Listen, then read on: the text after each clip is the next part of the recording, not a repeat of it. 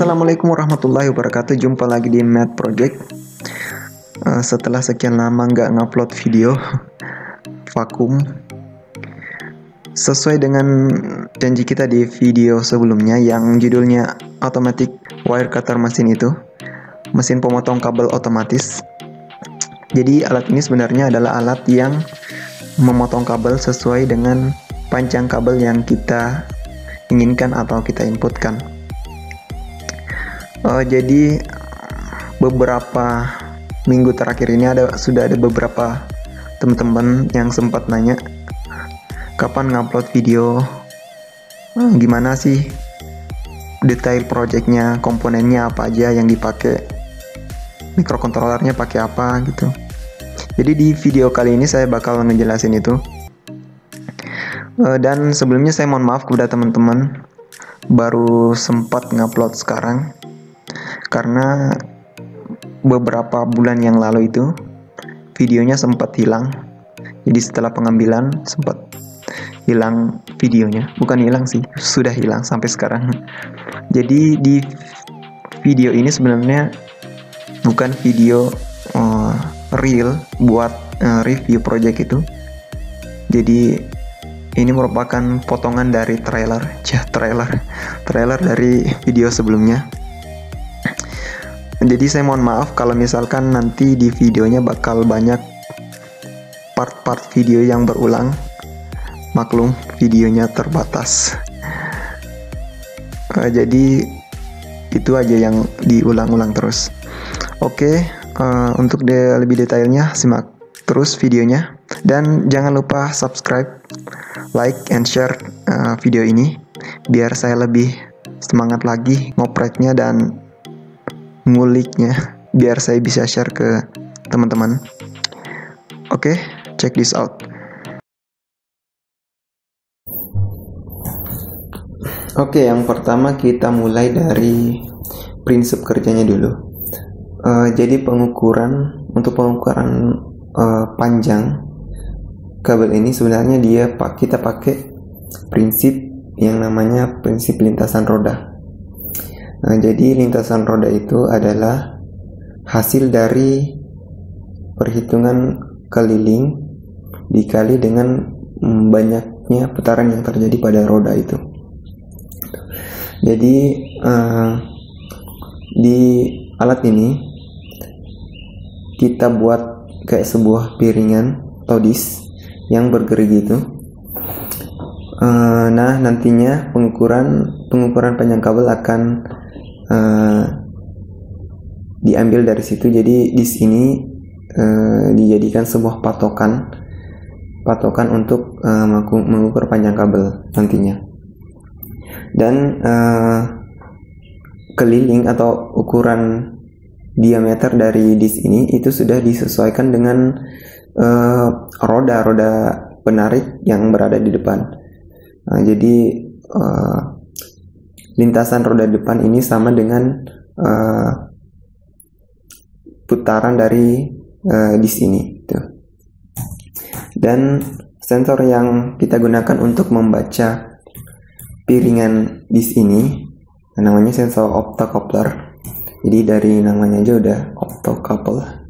Jadi sensor ini terdiri dari dua bagian. Yang pertama itu transmitter dan receiver. Defaultnya alat ini sebenarnya high ya, jadi kalau nggak ada rintangan di antara dua sensor itu maka defaultnya adalah high. Dan kalau ada penghalang maka dia bakal jadi low. Nah, jadi low. Maka dari itu disk yang tadi itu kita buat bergerigi itu buat si sensornya bisa baca ukuran dari disk, keliling dari disk tadi itu. Jadi ketika dia dapat lubang, maka logikanya jadi high. Nah, kalau ketutup maka dia jadi low gitu. Dan dari situ kita bisa tahu berapa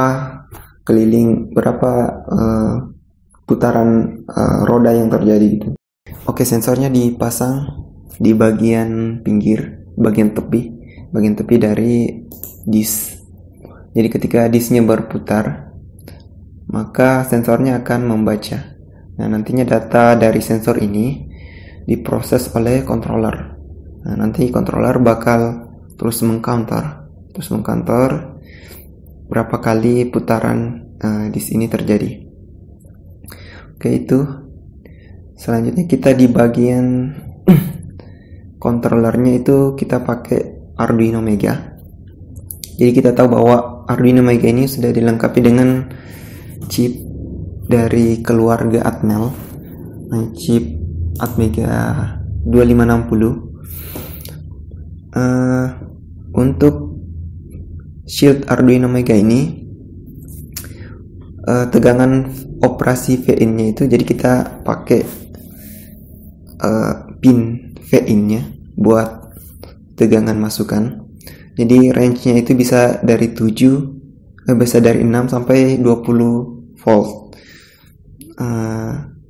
Tegangan masukan yang disarankan itu 7 sampai 12 volt. Tapi kita di sini pakai tegangan 5 volt. Nah, ini juga saran buat teman-teman yang pakai Arduino Mega, khususnya Arduino Mega yang KW ya. Jadi ketahuan kalau ini KW. Jadi nggak apa-apa lah, hanya buat sekedar prototype itu pakai KW ya, nggak masalah. Jadi buat teman-teman yang Arduino-nya pakai KW itu, saya sarankan pakai tegangan yang 5 volt aja. Karena pengalaman dari kasus-kasus sebelumnya kita pakai Arduino Mega. Jadi kalau misalkan ada adaptor, yang nggak usah, biar nggak capek-capek buat regulator 5 volt lagi, kita langsung sambung 12 volt. Jadi itu rentan 12 volt itu rentan dengan regulator Arduino-nya bakal cepat jebol gitu. Jadi kalau jebol, kalian harus ganti IC regulator lagi. Jadi itu saran dari saya, kita pakai 5 volt aja. Oke, jadi untuk rangkaian regulatornya seperti ini. Jadi regulatornya ada 2 jenis dan outputnya pun ada 2 juga. Ada tegangan 12 volt dan 5 volt. Nah, tegangan 12 volt ini nantinya kita pakai buat motor, dan 5 voltnya ini kita gunakan untuk supply controllernya tadi. Untuk tegangan 12 voltnya kita pakai IC LM317, dan 5 voltnya kita pakai LM7505. Seperti itu. Rangkaiannya nanti bakal saya upload di deskripsi juga, jadi kalian bisa lihat di sana. Oke, next kita lanjut di bagian input. Di bagian input itu kita pakai keypad. Jadi ini keypad biasa. Kita gunakan sebagai input panjang kabelnya, ukuran panjang kabelnya, dan jumlah potongan yang kita inginkan itu. Seperti itu. Di bagian outputnya, sini kita pakai LCD 4x20. Dia bisa menampilkan 4 baris karakter dan 20 kolom, dan ditambahkan modul I2C untuk menghemat penggunaan pin. Jadi ini juga tips buat teman-teman yang memiliki controller dengan jumlah pin yang sedikit. Nah, modul I2C ini cukup berguna untuk itu. Untuk penggunaan I2C ini detailnya sudah saya jelaskan di video sebelumnya. Nanti saya lupa judulnya, nanti saya tampilkan di sini di layar untuk link videonya. Oke, next di bagian kita pakai ada driver relay. Jadi ini adalah driver relay buat kontrol 2 buah motor. Di sini kita pakai 2 buah motor, dan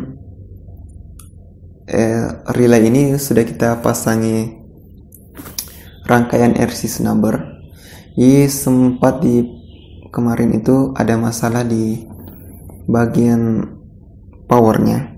Jadi setelah motornya menyala, itu biasanya drivernya regulator powernya itu ngedrop. Itu disebabkan karena adanya lonjakan tegangan saat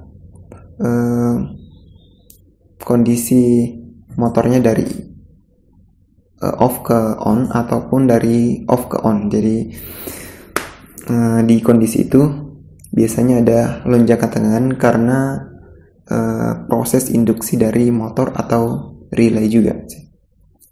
Nah, makanya fungsi RC snubber ini untuk menstabilkan itu. Nanti di video berikutnya kita akan bahas detail tentang fungsi dari RC snubber ini.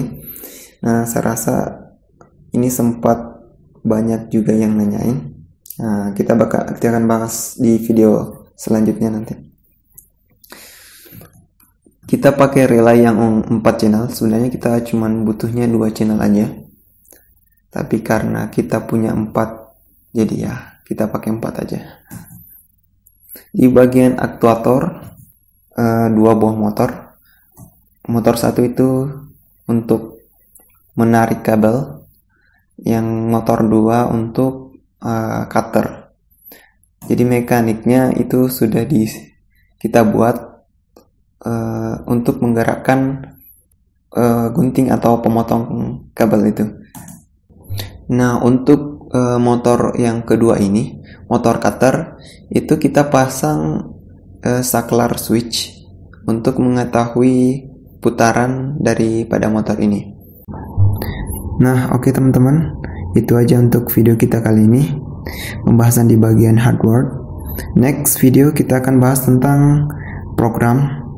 Jadi barangkali di antara kalian ada yang ingin mengembangkan atau memodifikasi atau bahkan punya project yang hampir sama dengan ini dan mau pakai programnya, ya silahkan aja. Pokoknya di next video kita akan bahas tentang part-part dari program, bagian input, bagian output, kalibrasinya dan segala macam. Jadi kalian nggak usah pusing-pusing lagi buat kalau mau ngedit programnya. Next video kita akan bahas itu. Oke, saya rasa cukup sekian. Kita ketemu di video berikutnya. Assalamualaikum warahmatullahi wabarakatuh and bye bye.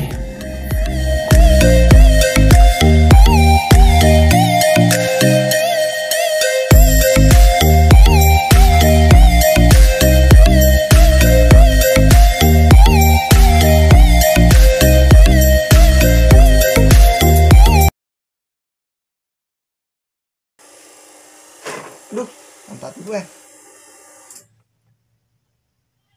Tidak ter. Dia taruh. Stupid kan. Emosi kak.